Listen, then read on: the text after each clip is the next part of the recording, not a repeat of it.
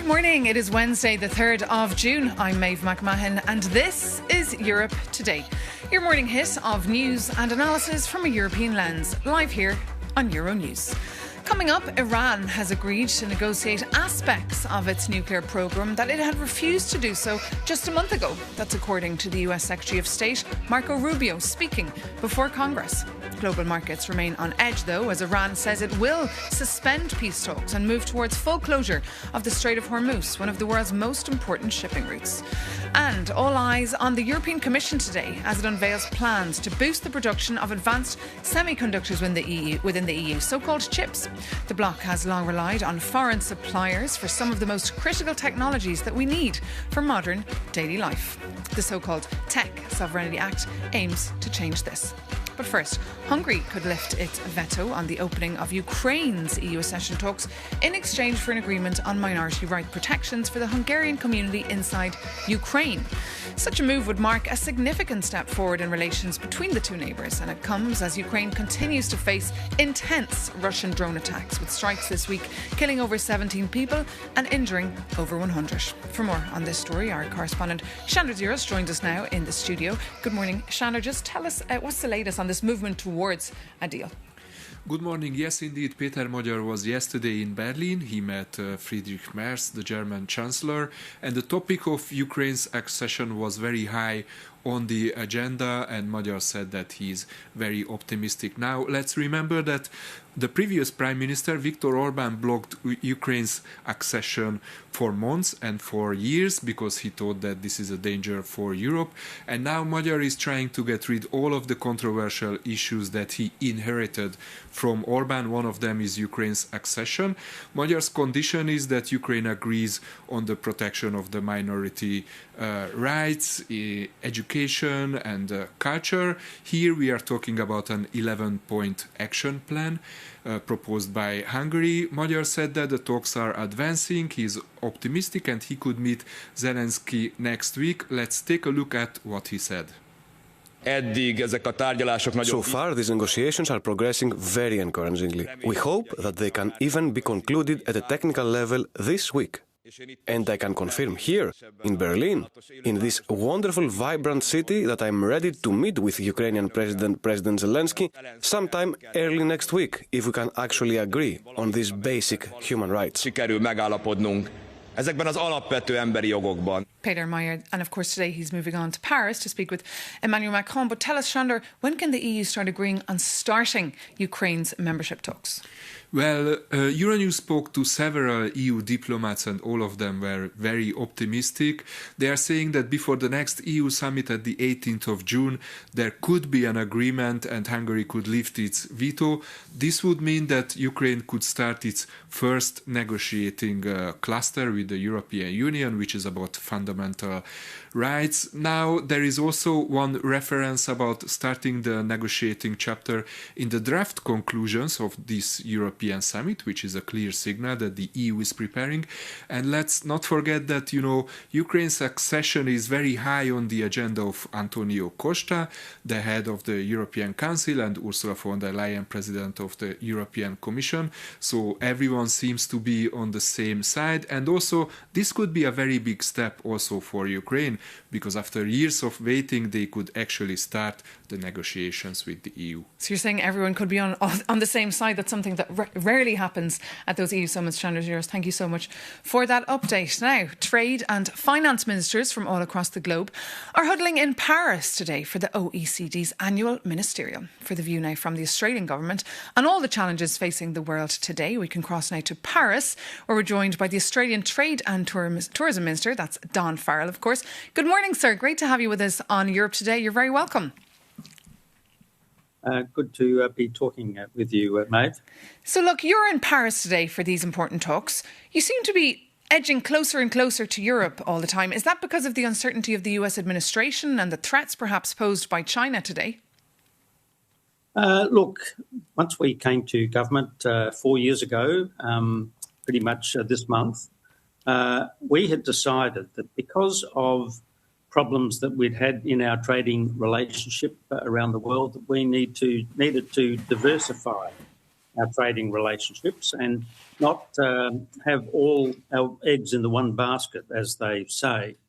And so, over the last 4 years, we have developed new trading relationships. The United Kingdom, for instance, we've signed a free trade agreement with them. That's working really well, and our trade is up very, very significantly with the United Kingdom. With India, our trade's almost doubled with India since we reached a trade agreement. We reached an agreement with the UAE again. That's been very successful.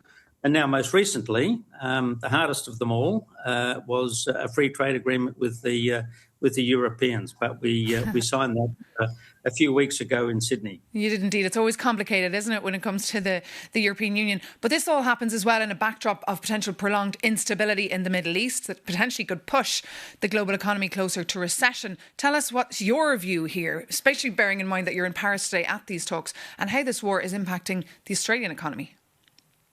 Yeah, look, there's no doubt, Maeve, that'll be a hot topic that we'll be discussing over the next few days. My job in particular, since this war began, was to ensure that Australia had enough fuel, whether it be petrol, diesel or airline fuel, and fertiliser for our crops. So I've been very focused on travelling around the world to ensure that we've got sufficient of all of those products. So I've been in Singapore, I've been in China, I've been in Japan, and of course now I'm here in Paris. We want to ensure that however long these troubles in the Middle East last, that we've got sufficient of all of those fuels to keep our industry going. It's very important for our farmers, very important for our miners. Very similar talks taking place in Brussels, and other talks that took place here in Brussels just last Friday. Very urgent talks on how to deal with China.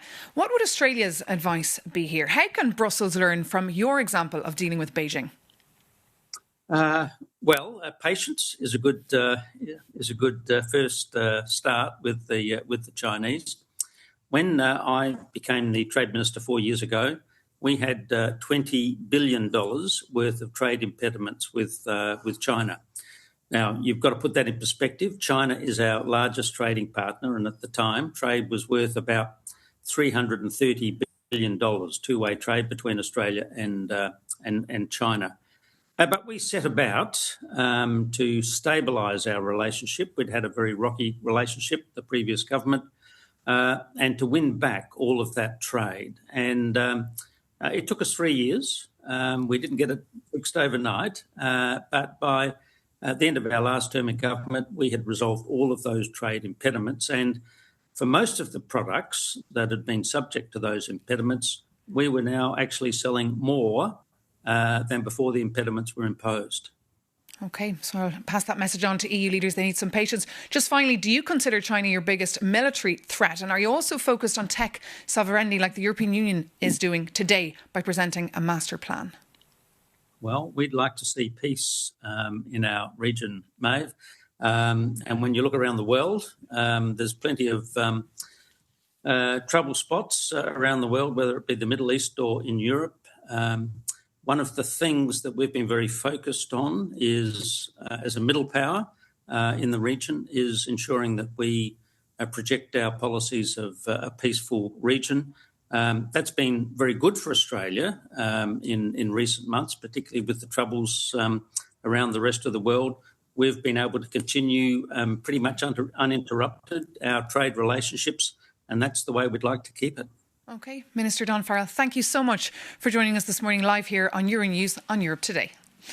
Now, Thanks, moving mate. on. In the meantime, the European Union is preparing its 21st package of sanctions against Russia. But its chief engineer, David O'Sullivan, has already touted he does not expect the bloc to go harder on Russian oil due to the ongoing war in the Middle East, driving up crude. China, on the other hand, is always in his line of sight. For more, we're joined by our defence correspondent, Anja Skujins, who actually sat down with the EU's sanction envoy to discuss the package in detail. Good morning. Tell us, what should we look out for in this next bundle of measures? Good morning, Maeve. So officially, unfortunately, everything is under wraps for now. But what I can say is that EU heads of state want the bloc to put the pedal to the metal and get ready with this 21st sanctions package because it's needed now. This was underscored by a drone incursion in Romania last week, demonstrating Russia's continued invasion of Ukraine, as well as the impact and the spillover effects this is occurring across the bloc. Now, all eyes will also be on the new Hungarian Prime Minister, Peter Magyar, who takes a less friendly stance towards the Kremlin compared to his predecessor, Viktor Orban. Many are hoping to see that this sanctions package will have more bite to it. A major point of contention will be whether the EU moves forward with its maritime service ban on those Russian oil tankers. This previously flopped due to a veto by Malta and Greece. Also, we'll be looking out for whether the EU continues to go harder on Chinese companies helping Russia circumvent EU sanctions. As you rightly pointed out, I sat down with the EU's sanction envoy, David O'Sullivan, to talk to him about this suite of measures. And I started by asking him first about how that crackdown was faring, particularly as some of these Chinese companies produce the components found in Russian drones. We recently listed some in a previous package, some Chinese banks who then agreed to discontinue funding Russian activities. So we have been active in taking action against Chinese companies, but I won't hide from you that China remains a very big problem for the circumvention of our sanctions. How big? Well, it's one of the biggest sources of circumvention, both in terms of what we call backfilling. This means simply selling Chinese versions of goods which we previously sold as Europeans, so things like household goods and so forth, which is of course perfectly legitimate, but also unfortunately as a platform for the re-export from China of Western branded goods and EU branded goods. So this is still a problem. We raise it regularly at the highest level with the Chinese authorities, but you know their answer, which is to say that they don't feel they're doing anything wrong, so we still have to take unilateral action against Chinese companies and financial institutions. But they've also retaliated. Following the 20th package of sanctions, China responded by banning at least 7 European defence companies from receiving certain dual-use products. Should we expect more reprisals from Beijing? Yeah, I think the Chinese play hardball, as the Americans say, and I think we have to face up to that if we want to take action, they will also take equal action. But I think it is very important nonetheless that we continue to be able to send a strong message that we are vigilant about efforts to circumvent our sanctions and that where we see the evidence, we will take action. On the 20th package of sanctions, there was also the proposal from the Commission for the full ban on maritime services for Russian tankers as part of the country's shadow fleet. The understanding was that there should be approval first at the G7. Now, those leaders will meet later this month in Evian. Do you expect a breakthrough? I think events in the Gulf have clearly changed the calculus about anything to do with energy. For the moment, what all Western economies are struggling with is access to energy at reasonable prices. The price has gone up, and there is scarcity of supply, also in the area, for example, of refined products, so diesel, jet fuel, and so forth. So I think at this point there is no appetite to take additional measures which might aggravate that situation. But I think the fundamental point, Angie, is that, our sanctions on the energy side are having a huge impact on Russia. Russia's revenue has gone down. The public finances are in great difficulty. They're in deficit. So I think, notwithstanding the fact that we may not move forward in the short term on the maritime services ban, everything that we have done, whether it's the oil price cap, whether it's the actions against the shadow fleet, all of this has contributed to seriously undermining Russia's revenue from hydrocarbon exports. And this was one of our key objectives, and it is working. Our Angela Skujins there with David O'Sullivan. But moving on now to the Middle East. In signs that peace talks have made very little political progress, the US and Iran have launched fresh strikes. Despite claims from the US Secretary of State, Marco Rubio, that a deal was within reach, the reality on the ground looks different. For more, Euronews' Stefan Kobe joins me now here in the studio. Good morning, Stefan. Good morning, Maeve. It's getting very hard to follow all these mixed messages. Please enlighten us. Yeah, well, absolutely, Maeve. Donald Trump likes to call himself the master of the deal. But when it comes to a ceasefire with Iran, it's really hard to tell what exactly he is negotiating for. One day, Trump says peace is within reach. The next day, he sounds pessimistic. Then he suggests the breakthrough could happen any moment. A few hours later, he appears to lower expectations again. Now, for America's allies, financial markets, and certainly Iran, deciphering Donald Trump's latest position has become a full-time job. Now, Trump would argue that's exactly the point. Unpredictability has always been a part of his brand. Keep everyone guessing and you keep the upper hand. But there is, of course, another way of looking at it. Now, critics say the shifting messages reveal a deeper problem, and it's not strategic ambiguity, but strategic uncertainty. They argue that the White House has no plan and is trying to find a solution sort of on the fly. So every new Trump statement is now scrutinized for clues. Is he signaling a breakthrough, preparing the ground for a compromise, or is he just changing course again? So that's the challenge with Trump's diplomacy. The line between negotiating tactic and confusion is sometimes not visible, Maeve. And certainly keeping you very busy. And of course, we can read more of your analysis on yournews.com. Stefan Kobe, thanks Absolutely. for that. And due to this, of course, oil prices have been incredibly volatile again this week because of the uncertainty around supplies getting through Hormuz and prolonged hold-ups. For more on the impact on financial markets and energy prices, we're joined now by Osama Rizvi. He's an international economic and energy analyst. So good morning, Osama. Welcome to Europe Today. So first question, are markets reacting rationally, do you think, to the risks right now? Or do you think investors are underestimating how serious this could become? Well, thank you so much for having me today. I think it's a bit of both. When you see the markets, there seems to be a continuum on which the reactions can be perched upon. For instance, the oil markets, look at the oil markets. A few weeks ago, the difference between the physical markets and the paper markets was huge. The spread was somewhere around $36 to $38. But now, as we speak today, that spread seems to be shrinking.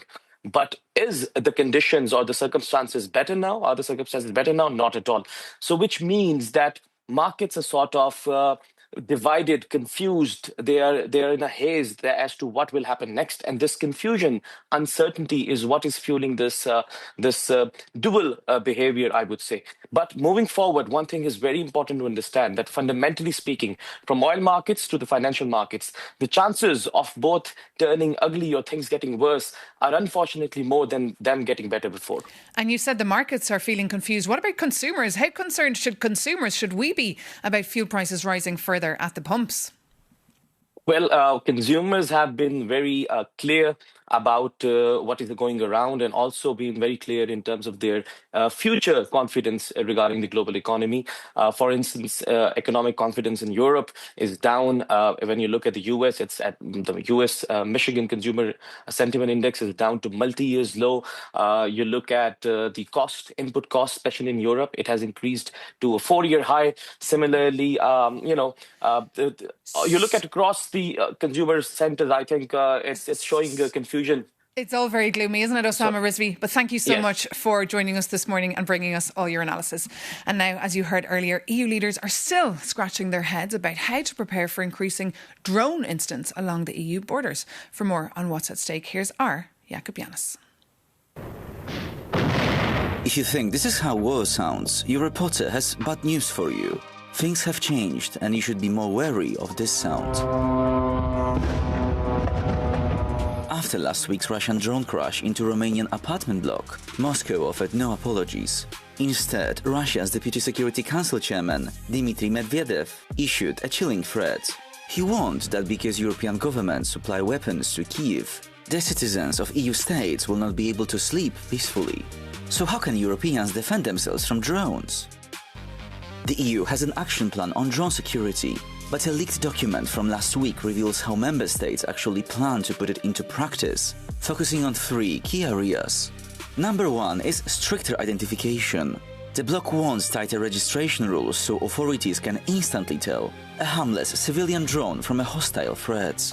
And second is smarter detection. Member states want to use advanced sensors and artificial intelligence to spot incoming drones near critical infrastructure. And lastly, we have intelligence sharing. Brussels wants to act as a central hub for coordinating data across the continent. But here we have a little problem. National governments insist this sharing must remain strictly voluntary to protect classified information and avoid duplicating NATO's efforts. So let's go back to our drone case in Romania. The Ministry of Defense acknowledged it could not shoot down the drone due to its proximity to people's homes, and authorities had just 4 minutes to act.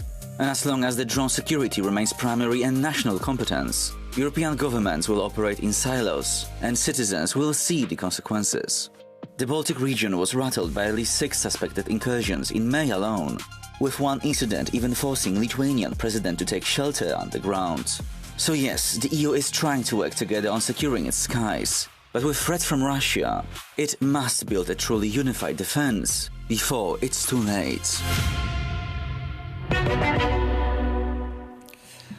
And that brings this edition of Europe Today to an end. Thank you so much for your company. As always, you can always reach out europetoday@euronews.com. But in the meantime, stay tuned to us here at Euronews and see you soon.